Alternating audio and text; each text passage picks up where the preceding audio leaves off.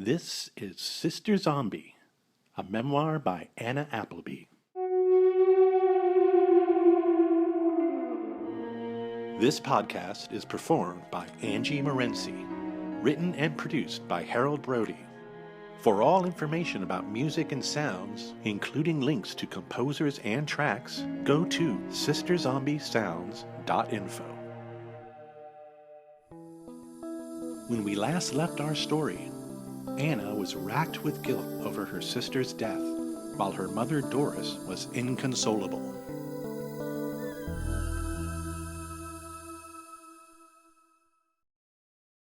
Chapter 14. Hell is High School.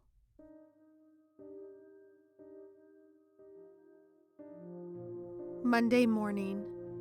School would happen regardless of anything, like a monster eating time. I sat in my bedroom with the sun fresh in a pale autumn sky. In my left hand I held James's dirty gym sock, the one I had lifted from his car on that fateful Friday. In my right hand I held a Ken doll, the visage of James. I was remembering something before the loss. It was odd to me, like a memory of a previous life, a version of myself from long ago. But I persisted, for the moment, seeking some lost identity. The voodoo ritual. It was something I had read.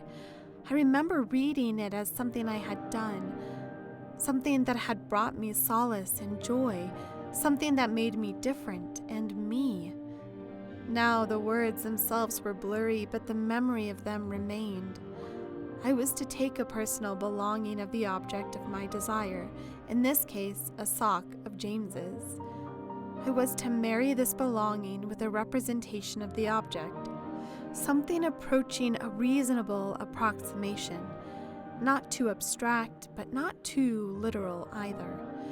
A doll was a classic, even if a bit cliché. I dropped the Ken doll into James's soiled sock without ceremony. Was I expecting anything to happen? I think not. My thoughts overwhelmingly revolved around my own stupidity. Everything had failed me up to this point. Why not books? Why not everything that had ever given me hope? Why not even Miss Dickinson or my Emily or whatever the fuck I was calling her today? Why did I deserve anything but pain? And now even my own self-pity was sucking me down. I was slipping into an inescapable vortex where each succeeding thought preyed upon the next, sucking me closer and closer into a perfect state of nothingness, where I had no value and no cares and no desires and no reason to ever be. Try to laugh at yourself, I remember thinking. Do something stupid. So I grabbed the top of the sock with the doll inside and whipped it around and around over my head like an absurd improvised slingshot, then let it fly, whereupon it hit the wall of my bedroom with a surprising force. Then I panicked and ran to it and inspected the doll inside and was relieved to find it undamaged. I realized I needed to still believe in something, anything, even if it had no meaning, no connection to anything but what was left of my feeble philosophies. I sat the doll and the sock neatly on my bed and proceeded to get dressed for school.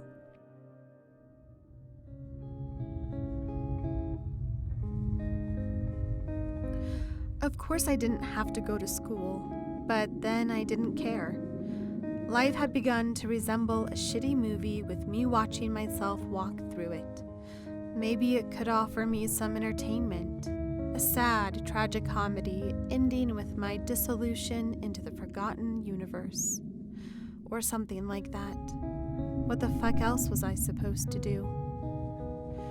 Doris was downstairs, sitting at the kitchen banquette, a figure of so much sudden weight.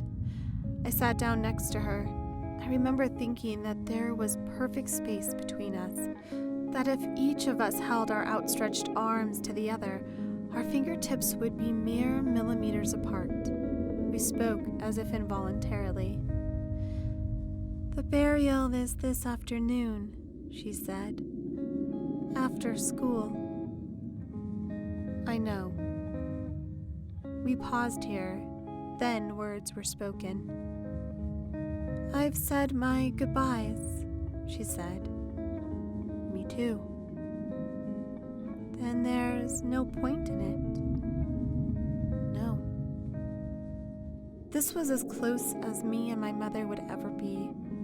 I got up and left for school.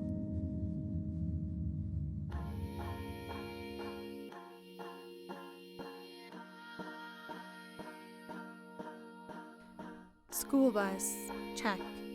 Nothing to interrupt my catatonia.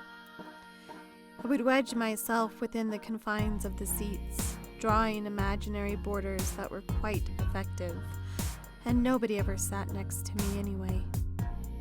Things changed once I was dropped at the front of the school. I attained my usual demeanor, eyes down, books held firmly across my chest, uniform stretched to cover as much skin as possible, the cheap polyester stockings forever shrinking down my leg, only to be hoisted back up every half minute or so. I had enough hair to hide behind, I always did, but it would be a challenge to hide that day. For those of you who don't know what it's like to feel other people's emotion as a tactile sensation, let me inform you that the proverbial slings and arrows are exactly that. They sting and poison and erode in equal measures, exposing the skeletal core of yourself which you have yet learned to feign, so that marrow drips from your pores, searing your flesh with the worst intentions for all the world to breathe. My fellow students stared at me like never before, and the brief glimpses of faces that I did catch revealed something wholly remarkable to me. They hated themselves for staring, but they couldn't help themselves. I was their Medusa, turning their souls to stone, and they were not pleased with the situation, and their looks shot their blame back at me, where I had no choice but to absorb. Soon I was heavy with it, like I was growing in mass, trying to hide further behind the bushiness of my matted locks, pushing them in front of my eyes with my free hand, but all the students seemed a clan more foreign to me than ever, speaking in tongues as they did, engaging in sacraments, exchanging faux lofty verses amongst their own. I navigated the halls with all the delicacy of a swamp rat in a minefield, feeling myself ricochet off glances and the occasional locker. And the murmurings! My ears were clearly not quite ready to hear again, but a variety of words pelted me and threatened to form invectives and sometimes even aggressive noun-verb combinations.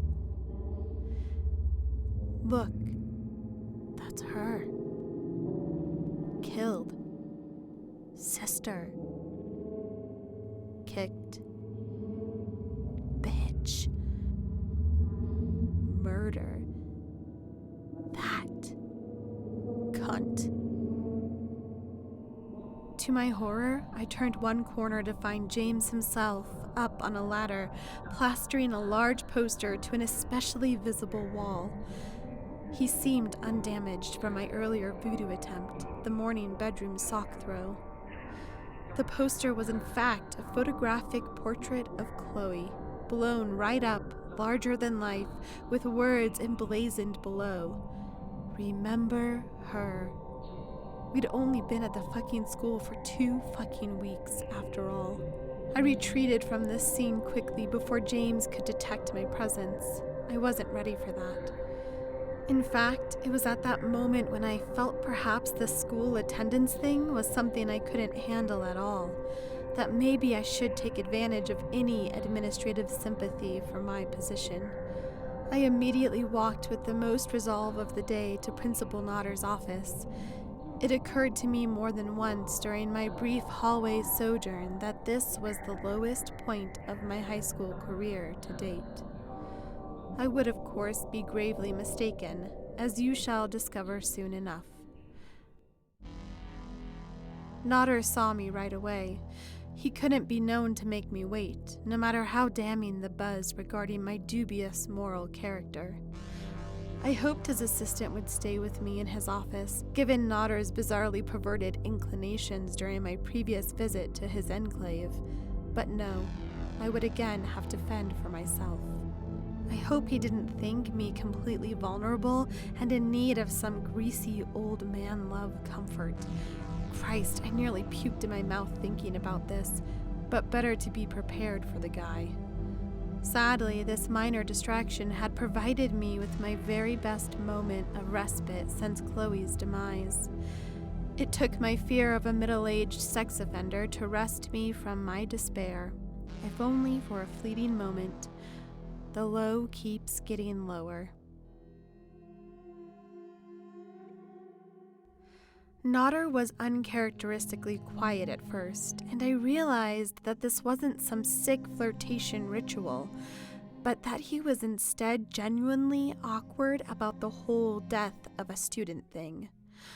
Or at least I hoped so, because the alternatives were worse, including the version where he too suspected me of felonious wrongdoing on that rock face. So instead of waiting for him to lead the dialogue, I spoke up. "Mr. Nodder?" I asked gently. "Anna?" He said my name and stopped. What the hell was that supposed to mean? It meant a really awkward situation just got even more awkward. Thanks, douche.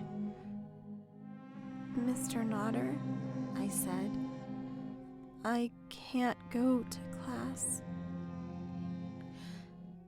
"Take the pamphlet," he said, pointing to his desk. On it was one of those small, threefold self-help pamphlets of the generic kind. It was titled, "Dealing with Grief." As I picked it up, Nodder then said all he was going to say to me. "We all have to be strong. Now go to class." I don't think Nodder ever looked at me through the entire meeting. I threw the pamphlet with some force back down on his desk, but he didn't bat an eyelid. He wouldn't even let me storm out in a huff, the bastard. I had to just walk. I couldn't run from James the entire day. I had biology third period. I made sure to get there early so I could offer James the favorable option of ignoring me should he please. And please he did, sitting at his usual lab desk. Since it was one row over and one seat up, he could keep his back to me for the entire class without it seeming on purpose. Of course, I wasn't unused to James ignoring me, despite the brief dalliance I had with him on that fateful day before everything turned to shit. And as well, his posture afforded me the luxury of my usual fixation of my gaze, which, despite all that had occurred in the past few days, all the monumental, oppressive gravity and blackness, the mere beholdens of James to my eyes still granted me a haven, if only to bathe in his physical specimen, Greek as it was. He was still my own personal art gallery, a new James with every subtle twist and turn, every little shift for comfort he made on an especially bony and difficult steel school chair. As an art object to me, he could be my anything, no matter what he truly was unto himself. Was this inappropriate? Maintaining my lust for James after all that had happened? Maybe it was just my instinct, something I needed to hold on to, so I could heal, so I could live. Survival was still my predisposition after all. I was young, at least in body, literally. So my ritual staring persisted, for then, like time. This was all roses until James gave me the slightest backward glance. I panicked, of course, and dove headlong into one of my books. I don't know which, in the most unnatural display of movement on human record. I dared not read what was on his face then. Much better, of course, to think he was looking toward someone else. Why would he confront me, given all that had happened? It was about this time that Mr. Spellman intervened. He had been ready to pounce on me from the start of class. He positioned himself strategically between myself and James. "Anna," he gently whispered, "you don't really need to be here. Go home. Take whatever time you need." "But Mr. Nodder said I had to be strong." Mr. Spellman laughed, albeit quietly. "That old chrome dome? He's never been strong in his life. It's up to you and you alone, Anna. Do you really want to be here?" I couldn't help but look at James, since Mr. Spellman had shifted, or James had shifted, or I don't know, but James somehow came into my line of sight, and Mr. Spellman noticed. "Best you put him out of your mind, dear," he said. "He's too upset, and frankly, I think seeing you bothers him, but it's not your fault." What? How is this my fault? Did he know? Did Mr. Spellman know what happened on the rock face? Did the whole world know? I had to find out. I asked him, "What do you mean, my fault?" Mr. Spellman's answer was gentle but matter-of-fact. "Because you remind him of Chloe. Because you're an identical twin." I looked at Mr. Spellman blankly. "Oh dear," he said. "You don't see it." "I'm me," I said. "Of course you are. But this is a sensitive time for all of us. For you most of all." Even the nicest person can be guilty of patronizing, I thought. Mr. Spellman hadn't finished giving his approval. "Go home, Anna," he said before walking away. I don't know if he assumed I would take his advice or not, but I wasn't budging from my stool. I had surrendered to the inertia of my own presence. It would take a mountain to move me. The next James period was English with Ms. Bowles. God only knows what she would go on about, Chloe this, Death that. No wonder I had my barriers up, with this gallery of kooks. I wish I could say I felt something when Bowles finally did address the class, after a sufficiently pregnant eternal pause. "I know this is a hard time for all of us," she began ominously. "And though we only knew her a short time, we all looked up to Chloe. She had such a life.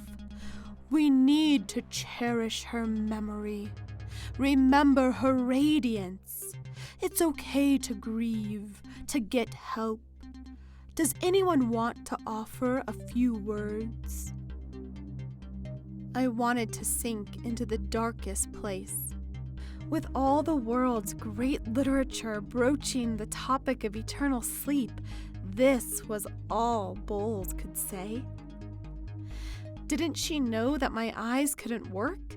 That I needed something more, some Emily? I mean, wasn't she our current curriculum?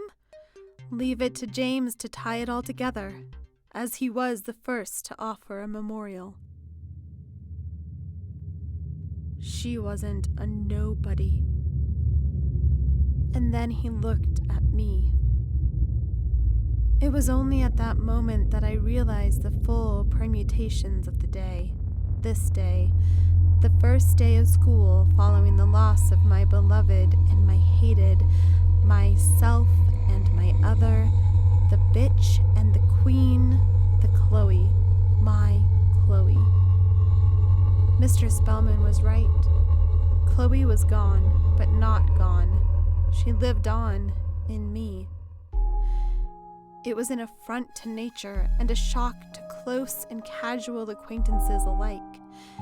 They had seen her lifeless body, her corpse.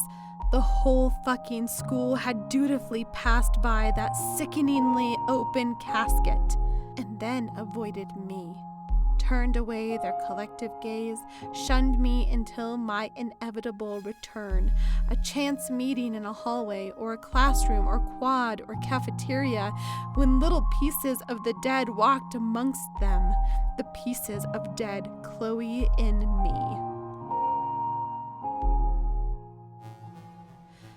These facts hadn't been obvious to me at all, and this worried me. Wasn't Chloe my self-other? Yes, but while we were identical in looks, add makeup, clothes, style, personality, demeanor, walk, speech pattern, tics, shrugs, any of 1,000 identifiable mannerisms that make a person to another person, and you have opposites. The Chloe who is queen, and the Anna who is not, wherein one dwells in the other, and vice versa, reversed, as this is the story yet to be told, and indeed I am in the process of telling it. But the vital point for me at this juncture was that I had actually taken a step, and a rather unconscious step at that, into assuming some ungainly form of my very own identity. I could scarcely believe it, and it caused me no small degree of alarm, and most importantly, guilt. For here it was, thrice the day after Chloe's accidental death, and I had attended a school, my most hated of places, and even in a stupidly numb state as my own, I had endured, and even then surrounded by the daggers of suspicion running on to blame. If I didn't feel so goddamn ashamed of myself, I might have felt proud. But there was no time for that. A million thoughts passed by me in that moment. James looked at me in Bowles' class, but I had a new plan for the day, one that would win me, James, for my very own.